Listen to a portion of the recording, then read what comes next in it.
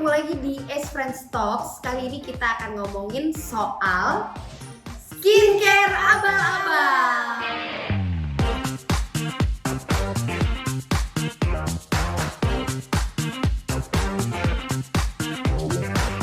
Gila, seru banget sih nih. Gue excited banget mau ngomongin soal si skincare abal-abal ini. Dan gue punya narasumber yang keren banget yang ternyata adalah salah satu bekas pengguna krim abal-abal. Jadi kita nyebutnya apa ya? Korban dong.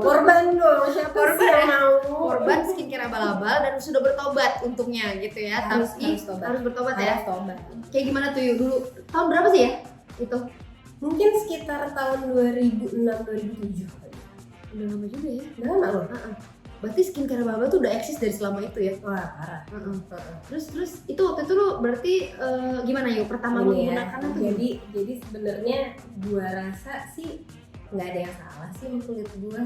Cuman pada saat itu mungkin pengen lebih gitu. Terus biasa perempuan kurus, kurang terus.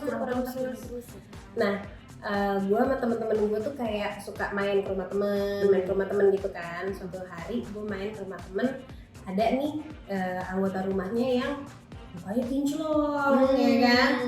Glowing gitu ya. Glowing gitu kan. Mukanya bagus banget. Pakai apaan? Pakai krim. Kenapa mau? Ya mau lah, ya kan? Siapa yang nggak mau? Akhirnya gue dan temen-temen gue beli krimnya. Gue tanya, lo jualan? Ya gue nggak jualan sih, tapi kalau misalkan lo mau boleh bisa beli dari gue. Oh gitu. Udah harganya murah. Itu yang pertama. Kalau nggak salah 130.000. Nggak murah-murah banget lah ya tahun 2006 2007. Itu satu paket. Satu paket isinya berapa? Satu paket itu 4. Ya tapi nggak terlalu murah lah. Gue pikir tuh murah banget sampai kayak satunya tuh 10.000 gitu. Tapi bener-bener menurut kita semua di situ yang anak kuliahan, baru kuliah lagi kan, baru lulus SMA, baru awal kuliah, itu quite murah sih. Apalagi maksudnya nggak dapetnya kan nggak 1, 4. Itu 4 tuh apa aja yuk? Krim ada 2 tuh, krim pagi, krim malam, ada toner. Tonernya tuh kecil banget. Kita waktu itu pada ngomongnya kalau pakai tuh toner langsung dahsyat karena pedes-pedes gitu rasanya. Bukan dikit-dikit lagi loh, pedes. Toner sama satu lagi sabunnya. Ini Sabun katanya cuka. sabunnya paling enak. Soalnya kalau dipakai tuh katanya keset banget. Aduh, serem juga ya. Serem banget. Aduh, langsung berasa keras gitu ya, keset gitu ya. Licin, ketat gitu ya. Ketat. Sabun pepaya warnanya orange. Oh, itu gitu. sampai sekarang masih happening loh. Iya. Aku tobat. Terus apa yang kamu pakai berapa lama yuk? Sebenarnya nggak lama banget, nggak nyampe 1 tahun pemakaian, tapi kira-kira tuh 3 kali purchase. Terus dalam 3 kali itu apa yang lo rasain di wajah lo selain ketat kayak legging gitu? Memang beneran glowing. Glowingnya gini nih. Glowing kayak apa coba kita deskripsikan? Beneran kalau ngelihat cahaya tuh mantul. Karena apa? Karena kulit tuh kayak ini. Jadi gimana ya? Pertama sih kayak licin, kulitnya kelihatan licin. Terus udah gitu jarang ada jerawat jadinya. Pokoknya bagus deh gitu, keren deh gitu. Bagusnya Itu tuh dalam in terms of licin gitu ya, kayak licin, kayak lalat aja kepleset gitu ya. Gini istilahnya kalau zaman dulu kita ngomongnya, kelihatan banget orang lagi pakai obat muka. Pasti gitu. pernah denger ya istilah kayak gitu ya. Oh ini pasti lagi pakai obat muka nih gitu ya. Gitu. Terus Tapi itu tuh anehnya nih nggak cuman bagian yang bagusnya ini cuman sebentar. Berapa lama tuh lo merasakan bagusnya itu? Bagusnya ini ya kira-kira 1 bulan lah. Oh serius? Terus sisanya setelah itu? Jadi awalnya nih sebelum 1 bulan gue inget banget karena gue ditanyain, kok muka lo jadi merah gitu? Ini on the way. Alasannya begitu ya? Ini baru mau nih, okay. gitu on the way nih. On the way gimana maksudnya? Jadi muka gue kayak geseng dulu tuh, jadi dibuat kayak merah sih, gue rasa sih ya itu. Kayak kebakar gitu kali ya? Iya sih. Terus soalnya rasanya tuh pas pakai juga pertama abis cuci muka ketat rasanya, ketarik. Nah terus abis itu pas pakai toner pedes banget gitu. Terus kalau pas abis pakai krim yang kuning tuh kalau nggak salah malam deh, krim yang kuning tuh keringetan. panas. Oh, serem juga ya. Efek sampingnya aku tidak menyangka seserem itu ternyata. Serem. Terus tapi karena kinclong gitu jadi bodo amat jalan terus tuh ya. Iya, itu sebelum. Mm-mm. Pas bagusnya yang tadi bagusnya itu glowingnya dia ini nih sebulan. Sebulan. Setelah itu Gimana? wah itu kayaknya keruntuhan tuh parah tuh, Keruntuhan tuh gimana? merah yang pasti kalau di gue tuh merah banget. Sampai sekarang pun gue tuh emang nggak pernah beli make up blush on ya, Karena masih ada sisanya. karena gue rasa nggak perlu, karena kulit gue emang kayak gue dulu nih mikirnya wah emang natural aja gitu, pink kayak bayi. Jadi tipis mungkin ya kulitnya ya. Pastinya sih, pokoknya yang jelas sih pipi tuh merah, tapi anehnya bukan pipi doang yang merah, sudah merah, dagu Hidung merah, juga ya. hidung merah, terus pokoknya jatuhnya tuh jadi merah. Dan setelah udah nggak pernah pakai jauh lah ya, udah beberapa tahun, muka gue masih mengalami yang sama, masih merah, masih yang terutama sih sensitif, kena debu dikit bentol, kena ini dikit jadi kayak very sensitif lah. Sampai suatu hari gue memang lagi mau ke dokter kulit gitu ya. Ini dokter kulit belum sampai baru masuk ruangan, dia ngeliat muka gue berapa lama pakai steroid. Aduh, langsung ditembak loh sama dokternya. Langsung. Oke, jadi kalau menurut ini kutipan ya dari Dr. Richard Lee. Dr. Richard Lee kan sering banget yang ngomongin soal bahayanya skincare abal-abal gitu ya. Nah, menurut beliau nih krim abal-abal definisinya adalah krim yang belum atau tidak memiliki nomor BPOM, mengandung merkuri dan atau hidroquinon dengan jumlah melebihi ambang batas, dan kalau dipakai bakal bikin kulit kita cantik beberapa saat sebelum akhirnya mengoyak kulit. Persis banget sama yang Ayu jelasin kayak gitu ya. Dan kalau gue dari tangkapan gue nih ya, kayaknya krim abal-abal ini emang sasarannya adalah orang-orang yang kalau beli produk itu percaya dengan testimoni temennya, testimoni ibunya atau testimoni siapa. Jadi bukan percaya, beli tuh bukan karena tahu efektif atau bukti ilmiahnya, tapi karena omongan orang. Kayak Ayu juga tadi gitu ya. Tapi beda, kalau gue bukan karena omongan, karena gue ngeliat langsung. Tapi ya itu, karena pertama sih testimoni orang kan. Iya, nggak tahu, intinya sih karena nggak tahu ya. Itu sih bahaya banget ya. Nah, terus udah gitu juga tadi Ayu ada nyebut dokternya itu bilang terlalu banyak, kamu berapa lama pakai steroid sampai kayak gitu ya, sampai udah nebak. Jadi ternyata selain merkuri, hidroquinon, steroid itu juga kalau tidak melalui resep dokter tuh juga bahaya banget guys gitu, karena itu steroid itu obat keras ya. Jadi setahu gue pernah bikin riset tentang steroid ini karena memang gue sangat seneng dengan hal-hal yang berbau ilmiah gitu ya dan kesehatan. Jadi memang steroid ini sebenarnya ditemuin tuh dulu seperti anugerah. Karena dia obat dewa, sama seperti antibiotik. Dia obat dewa, dia itu bisa menghilangkan radang, menghilangkan alergi, segala macem lah ya, penyakit dari yang mild sampai yang berat. Tapi ternyata kalau pemakaiannya sembarangan dan tidak dikontrol itu akan lebih berbahaya di jangka panjang. Makanya butuh dokter ya gitu. Terus udah gitu, ini juga kita pengen share beberapa foto-foto korban krim abal-abal seperti Ayu. Kita mulai dari fotonya Ayu dulu ya. Ini foto Ayu waktu sebelum menggunakan, baik-baik aja, dan setelah menggunakan.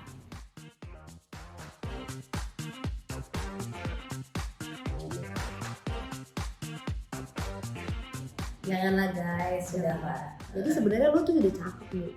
Ya memang intinya pertama sih nggak mencintai diri sendiri, itu yang paling salah menurut gue tuh. Enggak sih, kalau gue bilang lu mencintai diri lu, makanya lu nggak tahu mungkin cara cintanya itu salah gitu. Gue waktu itu sih nggak kepengen putih banget ya, cuman ya pengen lebih baik lagi, udah pasti dong ya kan.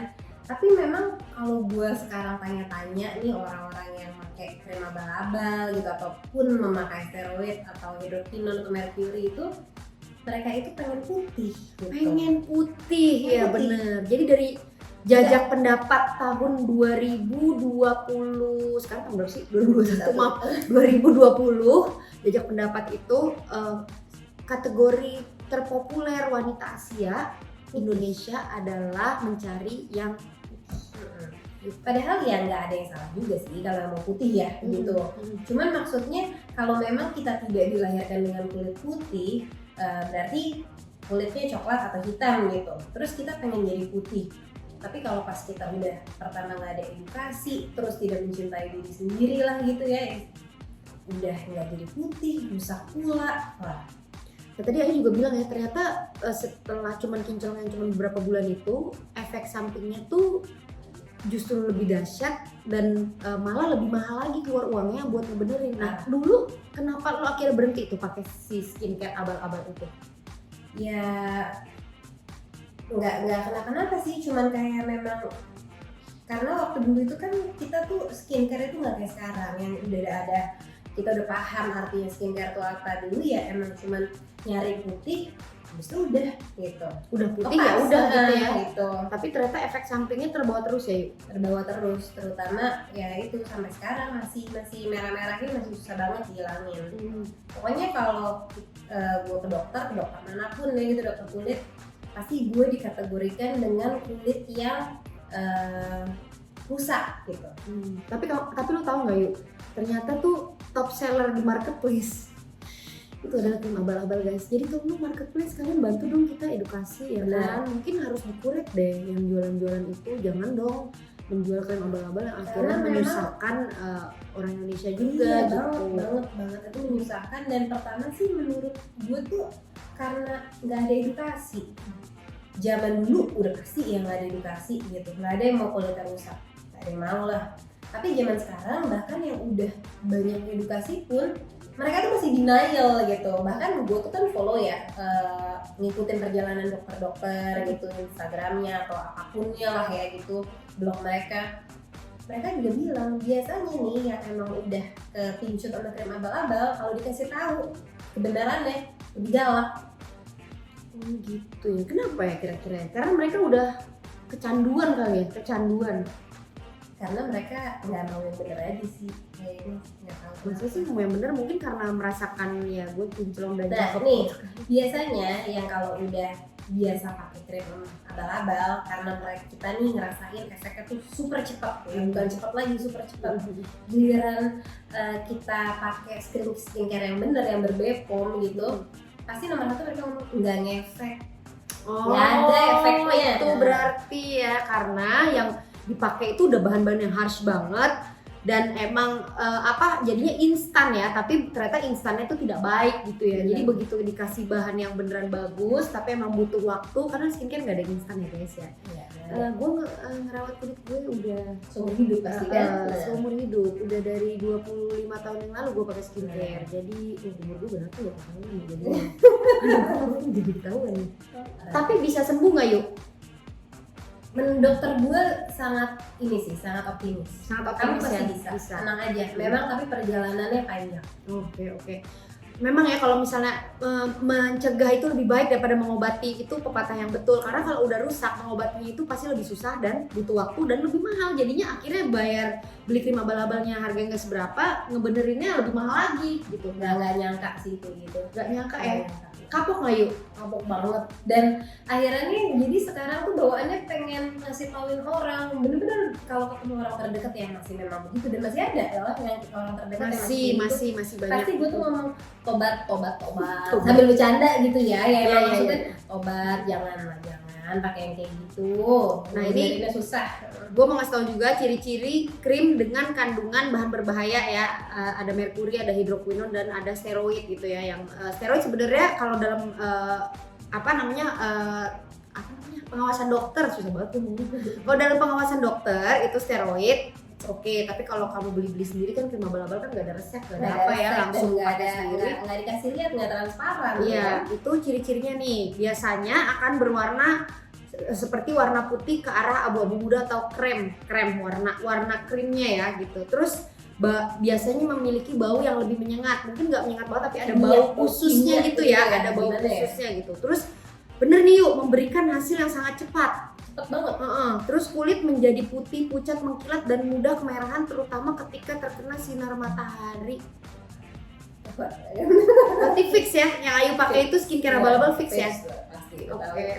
Jadi buat teman-teman yang belum tahu, sekarang gue mau kasih tahu gimana caranya kalian tahu ini skincare Bepom atau skincare abal-abal. Sebelumnya penting. Sebelumnya gue mau ngasih tahu juga, masih suka ada yang bertanya ke gue juga, emang kalau BPOM udah pasti aman? Ya sudah pasti dong sayang. BPOM itu kan lembaga yang diakui di negara kita untuk mengetes bukan cuma skincare tapi obat, makanan dan lain-lain, dan sudah ada standar di suatu negara gitu ya. Jadi kalau dibilang kamu orang Indonesia, kamu pakai skincare yang BPOM, aman nggak? Ya aman. Cocok nggak? Belum tentu.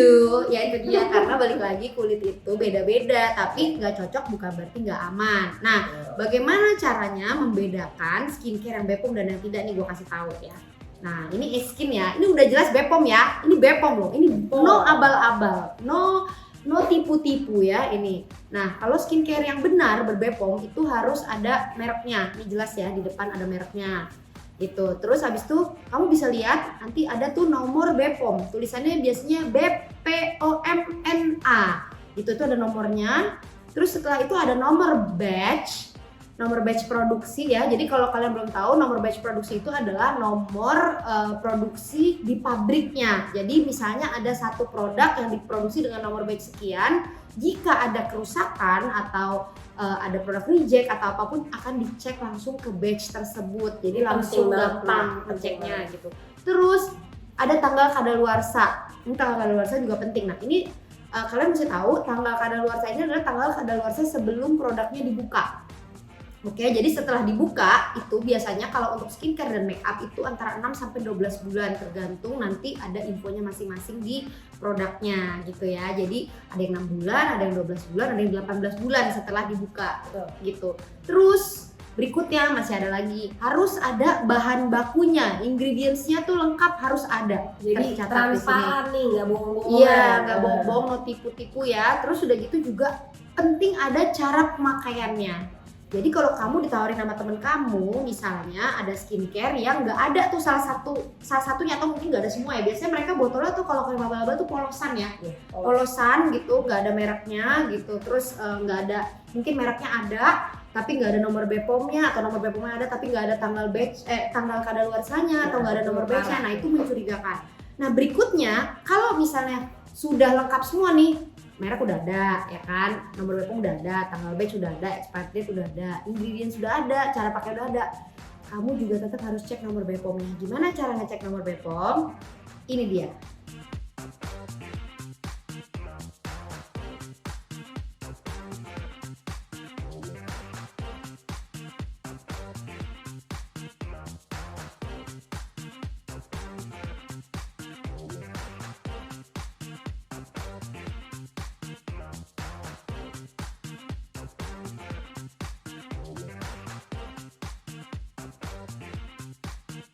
Nah, jadi udah tahu ya sekarang gimana caranya ngecek apakah skincare kamu itu abal-abal atau bukan. Nah, semoga bukan. Pakai skin aja udah jelas BPOM. Ini aku pakai skin juga. Kita pakai skin. Jangan bilang nggak ngefek ya.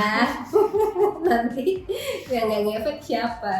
Nah, yuk pesan-pesannya apa yuk sebagai mantan pengguna krim abal-abal. Ini kok nggak diburumin ya mukanya ya, atau pakai topeng gitu nggak ya? Nggak apa-apa ya. Ini menurut gue ini adalah kesalahan yang bermanfaat, walaupun harganya mahal banget dan lama banget, tapi ini bermanfaat untuk diri sendiri adalah kita bisa mengedukasi diri sendiri dan orang sekitar.